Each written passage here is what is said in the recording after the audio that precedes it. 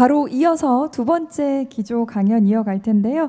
두 번째 기조 강연의 주제는 제조 경쟁력의 핵, 로봇 자동화의 미래입니다.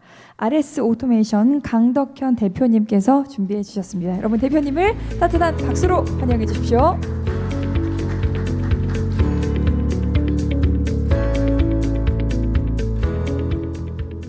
네, 안녕하십니까. RS 오토메이션 대표이사 강덕현입니다.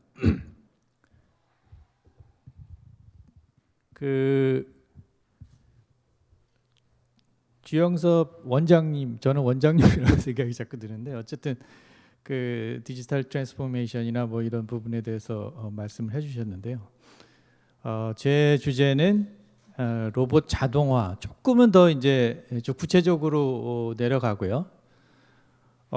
제가 거의 뭐 한 30년 이상을 그러니까 현장 이슈와 이런 문제만 이제 해결하는 쪽으로 있다 보니까 아무래도 좀 더 구체적인 얘기를 조금 해드리고 이슈들이 뭔지 또 그렇게 말씀을 드렸으면 좋겠어요. 제가 그 예전에 이제 박사학위 할 때 그 제 주제가 뭐였냐면 로봇 플래닝이라는 거였습니다. 그래서 로봇 플래닝은 뭐냐? 어떤 이제 패스를 따라서 가고 또 앞에 있는 여러 가지 그 충돌이나 이런 것들을 잘 회피해서 로봇이 어떻게 일을 할 수 있겠느냐 하는 그런 걸로 이제 논문을 쓰다가 보니까 이게 굉장히 이제 그 uncertain한, 그러니까 굉장히 말하자면 이제 다 그거는 갖다 놓고 그 내에서만 동작을 하는 거지 조금만 이렇게 환경을 바꾸거나 불을 끄거나 또 뭐 이런 이제 환경을 바꾸면 동작이 되지 않는다는 것을 느껴서 그때 처음 했던 게 이제 로봇에 그 AI를 도입해서 러닝을 이제 시작을 했는데 그때 했던 일이 뭐냐면 그 예전에 여러분들 기억하실지 모르겠어요. 그 RS232라는 커넥터가 있었습니다. 그거를 이렇게 이 직각으로 꽂아서 이렇게 조립을 해보시면 아시겠지만 그 내에 이상한 핀들이 있어가지고 그걸 콱 집어넣는 순간 다 이 핀들이 망가집니다. 그래서 어떻게 하냐면 이걸 슬라이딩을 시켜서 잘 들여다보고 뭐 이렇게 해서 한다든지 뭐 여러 가지 방법이 있었는데 그래서 이제 그런 것들을 학습을 통해서 좀 빨리 해보자 했던 것들인데 아직도 여러분들이 집에 가셔서 그 컨센트에 그 220를 꽂으시려고 해보시면 아직도 그걸 우리나라에 있는 로봇한테 시키면 아직도 안 될 겁니다.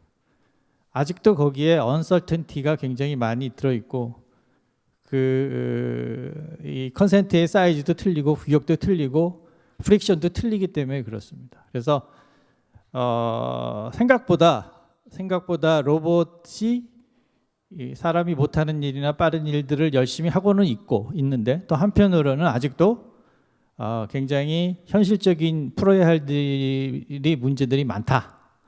그런 이제 말씀을 드리면서 한번 시작해 보겠습니다. 주영섭 원장님께서 말씀하셨는데 이제 자동화라는 말은 이제 쓰지 마십시오. 자동화라는 말은 저희도 현장에서 이제는 거의 이제 디지털 트랜스포메이션이다. 이렇게 쓰고 그 디지털 트랜스포메이션의 어떤 그런 하나의 중요한 역할을 하는 것 중에 하나가 로봇인데 그 디지털 트랜스포메이션, 그 자동화의 환경이 너무너무 변하다 보니까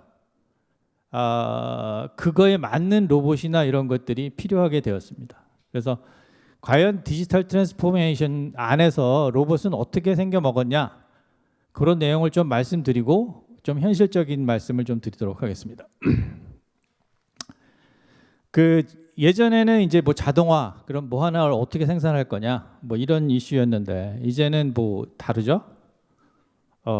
비즈니스 모델을 만들어야 되고 또 고객이 직접 오더를 넣고 뭐 빨간색으로 해주죠, 파란색으로 해주죠. 사용자 경험 또 뭐 여러 가지 이런 것들이 다 직접 들어오고요. 뭐 운영 관리는 말할 것도 없고 마케팅 데이터나 이런 것들이 다 쏟아져 들어오고 있기 때문에 그런 것들을 제조나 이런 쪽에서 다 받아가지고 해줘야 되겠다 하는 그런 이슈들이 있고요. 그래서 결국은 이제 이 제품을 이제 현장에 가보면 제품 중심이 아니고 고객 해결 중심입니다. 그래서 이거 뭐 쉬운 말로 요즘은 플랫폼이라고 그러죠. 플랫폼이라고 얘기를 하는데 고객들이 어떻게 입력을 하고 어떻게 느끼고 어떻게 하기를 원하느냐 하는 것들을 플랫폼화해서 사업이 되다 보니까 거기에 맞게 로봇도 운영이 돼야 되겠다. 나중에 이제 그런 이제 예제를 보실 수가 있을 것 같습니다.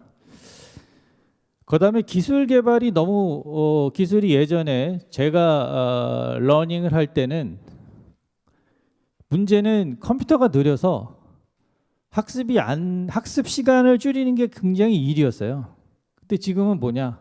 학습 시간 줄이는 필요가 없는 거지. 거의 뭐 병렬로 그냥 막 때려 부어 가지고 막 계산을 해야 되니까 그 예전에 뭐 했던 그런 쓸데없는 일들이 다 필요 없어요. 지금 이제 기술적으로 빅데이터나 이제 메타버스나 시뮬레이션 툴들 또 이런 것들이 다 같이 발전을 하다 보니까 이런 이제 디지털 트윈 또 뭐 대시보드를 통해서 물류센터 뭐 수송 경로 이런 것들을 한꺼번에 다 시뮬레이션을 미리 해보다 보니까 굉장히 이제 플렉서블해지고 거기에 이제 로봇의 역할도 커지게 되는 거죠.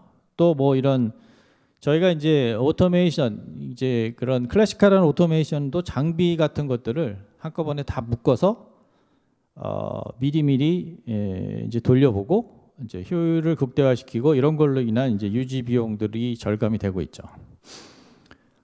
테슬라가 굉장히 좋은 예죠. 이 디지털 트랜스포메이션.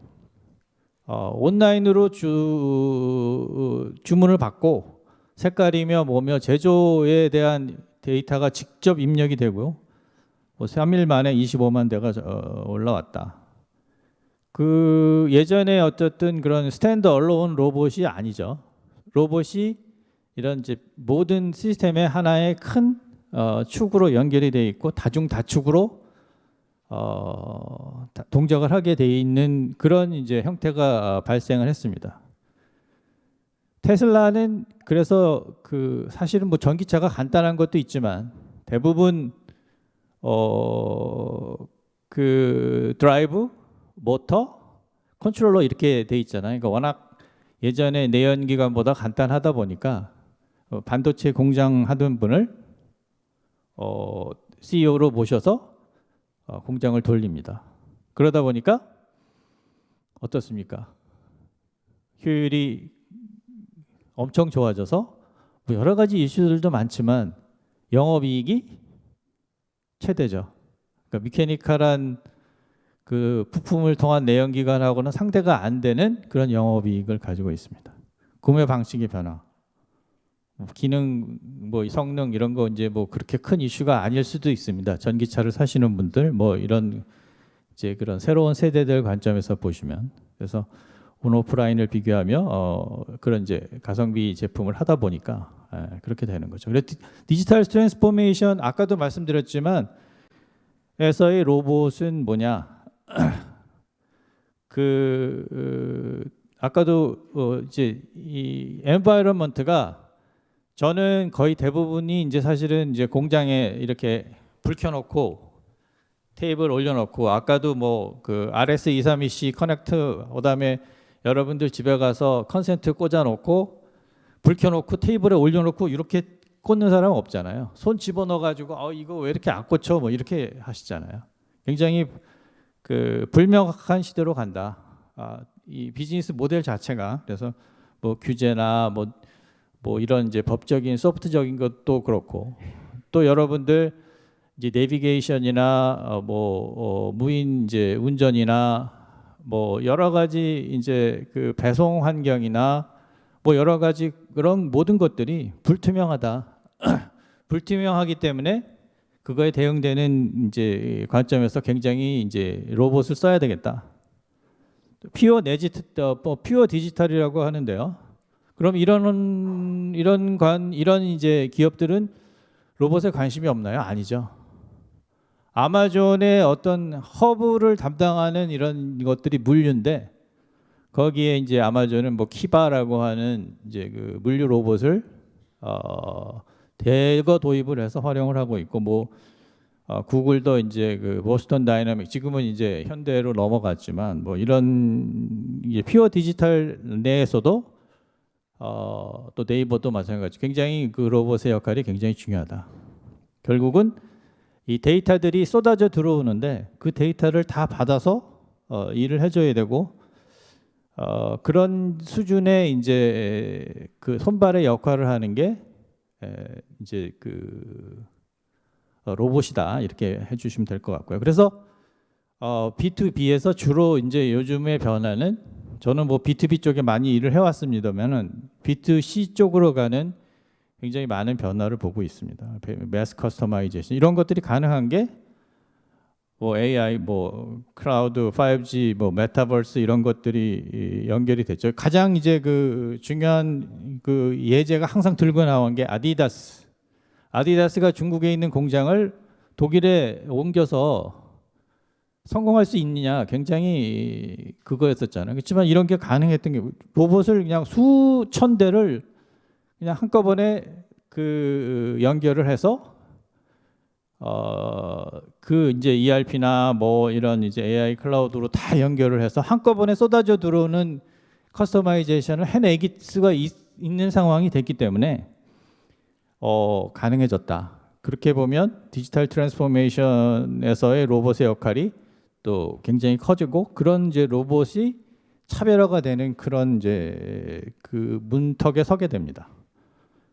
여기서 또 하나는 아까 말씀드린 대로 이런 이제 스트럭처드 된 그런 이제 공간에서 언스트럭처드 된 그다음에 언서튼한 그러니까 이제 불확실한 공간 쪽으로 많이 나오다 보니까 뭐 이름하여 이제 그 서비스 로봇이다 하는 것들이 창출하게 되고 그런 것들의 뭐 간단한 예를 한번 들어보겠습니다.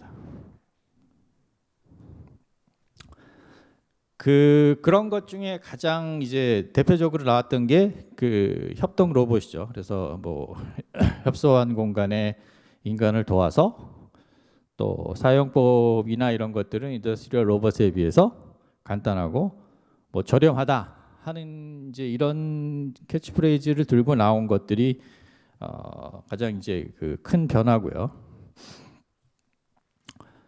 여하튼 그 이런 이제 뭔가 인터랙션하고 사람과 협업 현장에서 사용하고 있는 이제 그 범위가 기존의 이제 고속 뭐 그다음에 이 빠른 이런 환경에서 조금은 이제 많이 바뀌어 나가고 큰 변화가 오고 있는 것은 사실입니다. 그래서 예를 들면 뭐 캐디 로봇이다 서비스죠. 근데 모르겠습니다. 아직도 사람들은 조금 더 많은 서비스를 원할지 모르겠어요. 따라만 다니고 거리가 얼마인지만 알려주면 되는지 뭐 사람이 해주는 이런 이제 그 셀렉션까지 해주고 뭐 공도 찾아주고 뭐 그러면 좋겠죠. 또 대표적인 게 이제 휴머노이드 뭐 경비 이런 것들인데 뭐 좋습니다. 이거 굴러다니는 건 좋은데 층계는 못 올라간다. 또 뭐 이런 이제 이슈가 생길 수 있죠. 보안용 뭐 좀 이런 것들은 그래도 이제 그 나름대로 또 의미가 있을 수 있습니다. 배송은 지금 굴러다니는 로봇은 모르겠어요. 여러분들이 이제 그 어떤 특정 위치에 가서 그 제품을 픽업을 하고 그래야 되는데 굉장히 아직도 제한하는 점이 많죠. 그래서 들고 올라가야 되고 문을 열어야 되고 뭐 이런 이제 부분까지 고민을 해야 되는데 그 동호수를 얘가 잘 찾을 수 있는지는 잘 모르겠습니다. 그래서 이런 이제 여러 가지들이 이제 나오고 있지만 아직도 그 불확실성은 계속 창존하고 있다. 뭐 그런 말씀을 드리고요. 이런 이제 큰 그 디지털 트랜스포메이션에서 어떤 로봇의 역할이 크게 증대되고 있고 어쨌든 서비스 로봇이나 이런 쪽이 많이 나오고 있는 거에 관점에서 이제 현장에 있는 사람의 입장에서 그러면 이게 우리는 지금 어떤 상황인가 한번 좀 생각을 해보겠습니다. 협동 로봇이 생각보다는 뭐 굉장히 큰 변화를 올고 생각보다는 늘지 않는 상황이 있습니다. 뭐 여러 가지 이슈들이 있겠죠. 예전에 그 운이 좋아서 일본 최대의 로봇 협회 로봇 그 회사 사장하고 얘기를 했습니다. 왜 니네들은 기술도 있고 다 부품도 있는데 왜 이런 협동 로봇이나 이런 거 더 많이 안 하냐? 그랬더니 그쪽에서 하는 얘기가 이거 뭐 그 일단 보드 멤버에서 보드들이 승인을 안 해준다. 그 이유는 괜히 우리가 가가지고 가격만 더 내리고 뭐 시장도 성숙되지 않았는데 괜히 그 안 좋은 영향이 있을까 보다 그렇다. 뭐 이런 이슈가 있는데 그런 회사들은 아직도 협동 로봇에 본격적으로 진출을 하지 않고 있습니다. 근데 제 질문은 진짜로 그 우리가 이제 제대로 성숙한 상황에서 걔네들이 나타나면 또 어떻게 될까 이런 걱정도 되고요. 또 협동 로봇과 산업용 로봇은 다른가? 이것도 좀 애매해졌습니다. 협동 로봇이 또 그런 이제 그 치킨만 튀기고 또 이런 이제 찻잔 드리핑하는 정도 수준을 하면 안 되는 거거든요. 더 깊게 들어가서 더 좋은 더 필요한 일들을 해주고 그것이 어떤 그 디지털 트랜스포메이션의 역할을 해줘야 되는 것이 스탠드 얼론으로 동작해서는 좀 한계가 있지 않냐. 우리나라 협동 로봇의 경쟁력. 그러니까 일반적으로 저희는 현장을 다니니까 현장에 계신 분들은 2,500만 원 안 되는 로봇은 나는 안 쓸 거야. 뭐 심지어 이렇게 극단적으로 말씀하시는 분들도 있습니다. 제가 한 3, 4년 전에 그 일본에 갔을 때 쓰다야 이 문구점에 갔는데 로봇 페퍼가 따라오면서 뭐 어떻게 도와드릴까요? 그래서 영어로 제가 뭐 물었더니 영어는 못합니다 하고 이제 돌아가던데. 어쨌든 이게 한 5만 대를 생산을 했는데 생산을 하고 나서 끝났습니다. 왜 은퇴했을까요? 뭐 여러 가지 이제 이슈들이 있죠. 또 로비에 이제 안내 로봇들이 왔다 갔다 하는데 큰 도움이 되나? 뭐 이런 거. 그다음에 이제 집사람이 뭐 중국 청소 로봇을 사라고 합니다. 왜 중국 청소 로봇이냐? 이유 없다. 그게 좋기 때문에 사라. 뭐 이렇게 얘기를 하더라고요. 그래서 뭐 할 수 없이 뭐 150만 원씩 들여서 중국 청소 로봇을 샀다. 식당의 서비스 로봇은 왜 중국제가 왜 이렇게 많이 돌아다니는지. 열심히 로봇을 개발해 놨는데 종국에 가서는 그 사업화를 하려고 가격을 매겨 보니까 중국에서 나오는 게 더 싼 거야.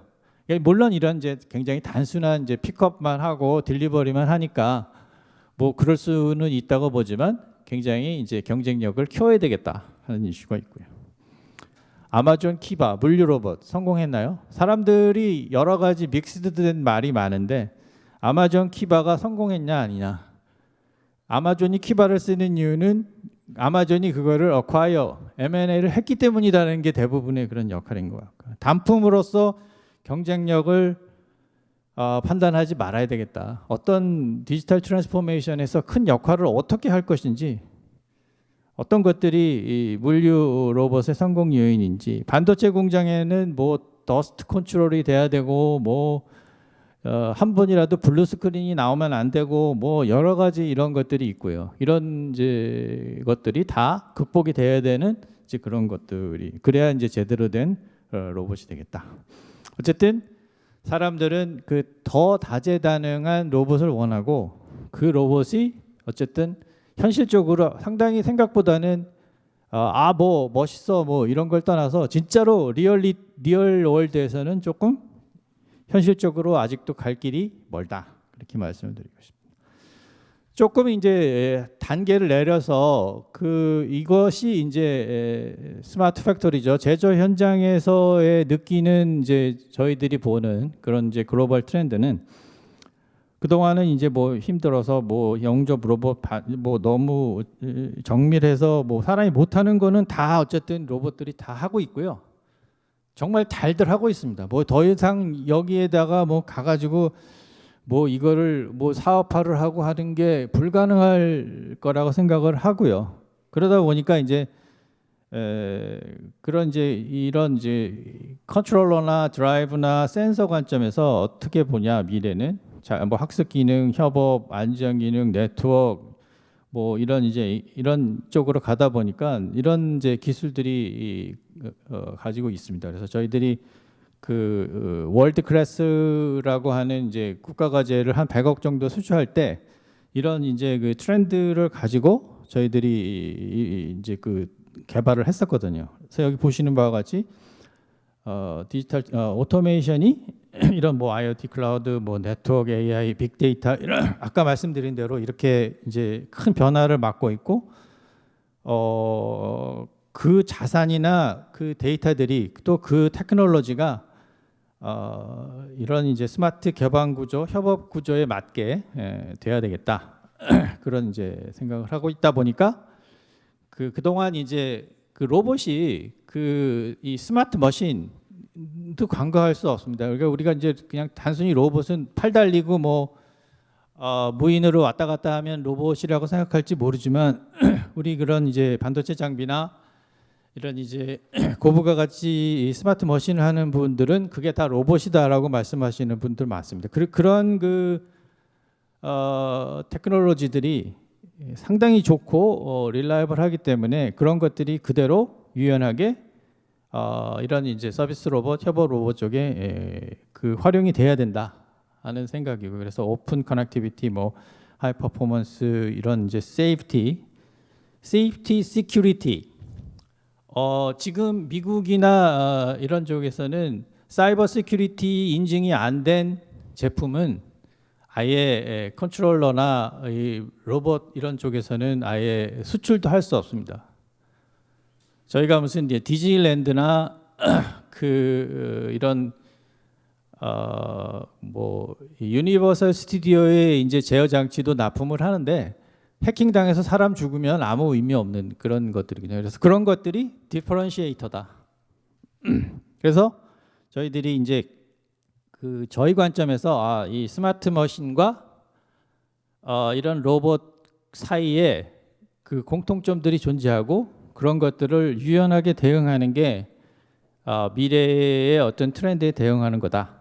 그런 생각을 가지고 이런 식으로 이제 뭐 튜닝이나 뭐 이런 이제 학습, 그다음에 이제 그런 액추에이터를 이제 전부 통합하는 거죠. 엔코더를 넣어서.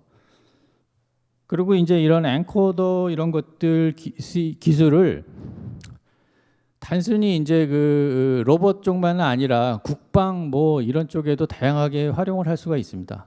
그래서 그 이제 요즘 보면 그 왜 그 LAMD라고 하잖아요. 그 유도무기의 그 짐벌이라고 해서 그 상대방 날라오는 방사포 그거를 추적을 해야 되는데 그것도 이제 이 로봇 트래킹으로 찾아야 되는데 그런 것들의 이제 중요한 이 컴포넌트가 이제 엔코더나 뭐 이런 것들이 되고 뭐 스마트 액추에이터라든가 그다음에 뭐 이런 것들이 되겠습니다. 그래서 뭐 이제 크게 보면 스마트 팩토리 대응이란가 인간 아까 말씀드린 세이프티, 시큐리티 사람을 보호해야 되고 사이버 시큐리티에서 이제 해야 되니까 그다음에 뭐 그 AI 지능형의 뭐 SOC라든가 뭐 이런 이제 고효율 요즘 뭐 굉장히 그 서스테이너블한 비즈니스가 중요하기 때문에 이런 형태로 저희는 방향을 잡아서 개발을 하고 역시 또 그런 게 하나의 플랫폼으로 존재해야 된다. 그래서 커넥티드, 뭐 스마트, 릴라이블 이런 이제 것들이 이제 미래의 그 로봇의 어떤 그런 핵심 부품이나 역량이 되지 않느냐 이렇게 보고 있습니다. 그래서 이제 그런 현실적인 이슈들 우리가 뭐 갈 길이 멀고 뭐 여러 가지 이제 그런 어떻게 하면 이제 산업 현장에 이슈들을 그대로 활용을 하고 또 그 컴포넌트들을 어떻게 더 경쟁력 있게 만들 거냐 하는 이제 그 이슈들이 하나 있었고요. 최근에 아주 큰 그 변화가 있습니다.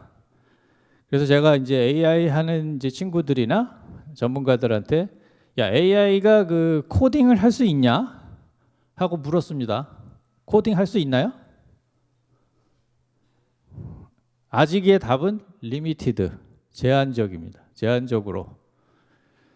그런데 가장 이제 이 로봇이 이제 B2C화 하다 보니까 그 가장 이제 어려운 점이 뭐냐? 이걸 뭘 들여다보고 뭐 배우고 뭐 좌표 쪽을 설정하고 뭐 골치 아파서 안 쓰겠다. 그런 것들이잖아요. 그래서 요즘 이제 그 구글에서 대화형 이제 GPT들이 나왔는데 사실은 저도 모르겠어요. 이게 이제 굉장히 큰 임팩은 있습니다. 이게 이제 실질적으로 성공을 해서 로봇 그 프로그래밍을 대체할지는 저도 잘 확신을 못 하는데 어쨌든 그 언어 모델로 그러니까 여러분들이 A에서 B로 이동하라고 말로 하시면 그거를 뭐 오브젝트 오리엔티드 랭귀지 있죠. 뭐 파이썬 같은 걸로 제너레이션을 합니다.